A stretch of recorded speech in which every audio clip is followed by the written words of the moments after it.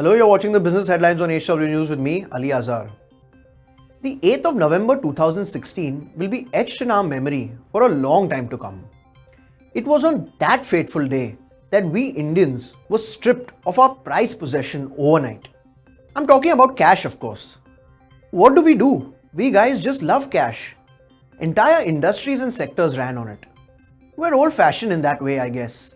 We like to carry around a big wad of cash instead of plastic money. But when demonetization of 86% of high-value currency was announced, it was done so to precisely change this mentality and to usher in a new era of digital payments and reduce our dependence on, from then onwards, what became to be called as a sin method of payment. Many a post-mortem of demonetization has been done, many a report have been published, and many a criticism heard. But today, I will be discussing with you a research paper.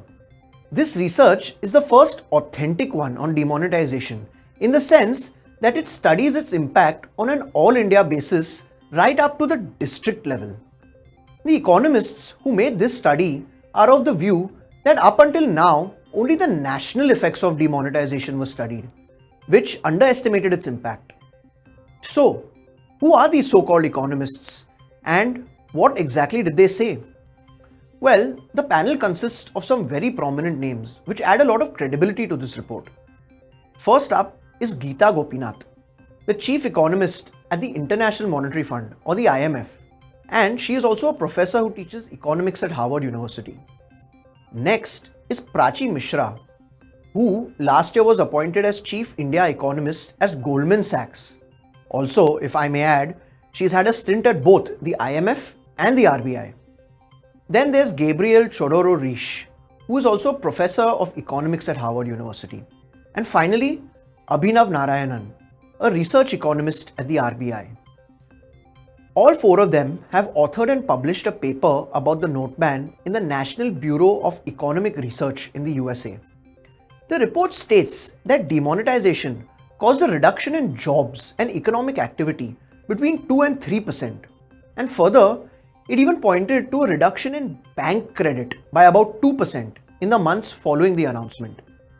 This cash shortfall affected demand in the short term, and powerful evidence of a link between money and output was proven. Of course, the ruling BJP government till now has not publicly acknowledged that the note ban had any adverse effect on the economy, and all its supporters have only lauded the move despite all evidence stacked up against their point of view.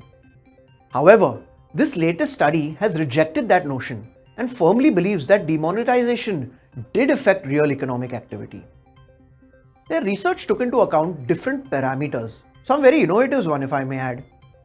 They used transaction using debit or credit cards as point of sale terminals in nearly 600 districts, transactions clocked in the database of popular e-wallet companies, how fast old and new notes were replaced, GDP, employment, etc. And like I mentioned earlier, the impact of all these parameters were understood from a district level data. So it gives us an insight on the disintegrated impact of the note ban, which is a first. Rajasthan, Punjab, Haryana, Western Uttar Pradesh, West Bengal, urban regions of Gujarat and Maharashtra, and some southern states were most effective. Delving into the specifics of the finding, the report mentions that demonetization might have some long-term benefits as well, such as an improvement in tax collection, a shift to saving your money in financial instruments such as mutual funds, etc., increase in deposits and non-cash payment methods. However, its harmful effects far outweigh the benefits. While they observed an increase in deposits, which was actually short-lived, the effect on credit demand was more persistent, and this was due to the fact that there was less demand from borrowers following a slowdown in the economy. Other interesting observations were that obviously GDP growth in the quarters following demonetization slowed down. Now, the oldest trick in the book is that whenever growth slows down, central banks reduce their interest rates to help it pick up.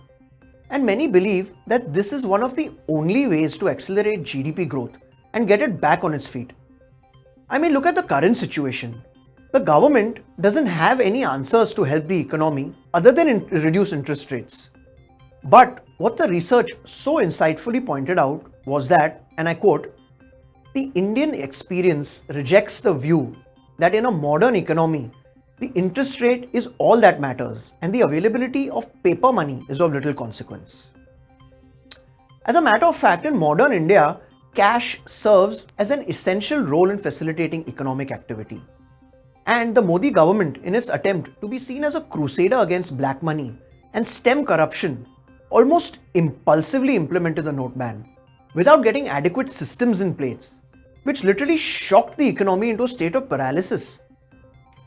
The researchers went on to the extent of using satellite image of human-generated nighttime light as one of their methods, which, believe it or not, a noticeable difference was seen between the harder hit districts and others.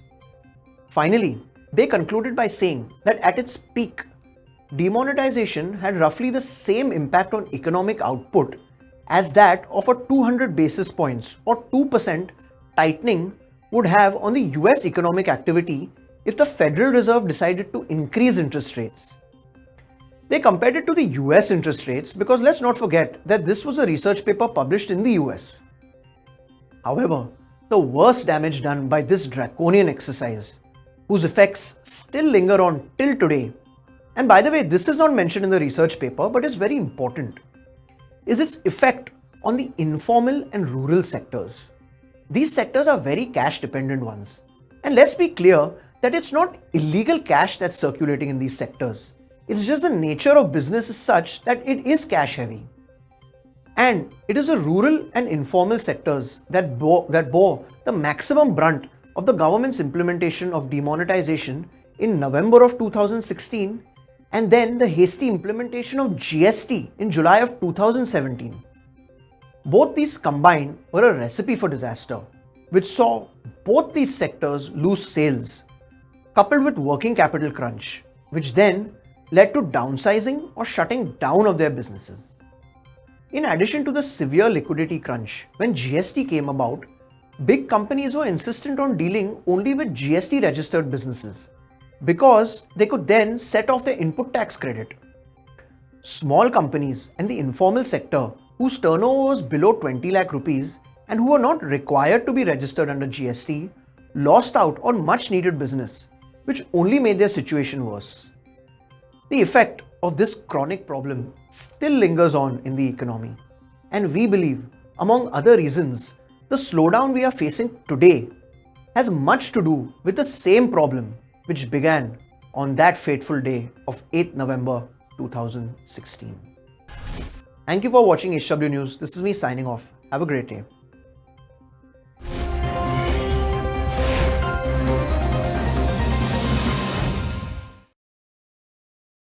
Now be the first to know about the latest updates on our new news app. Go on your Android or iOS, search for HW News Network. Download our app, choose the language you prefer to get updates in, and be up to date with the latest news.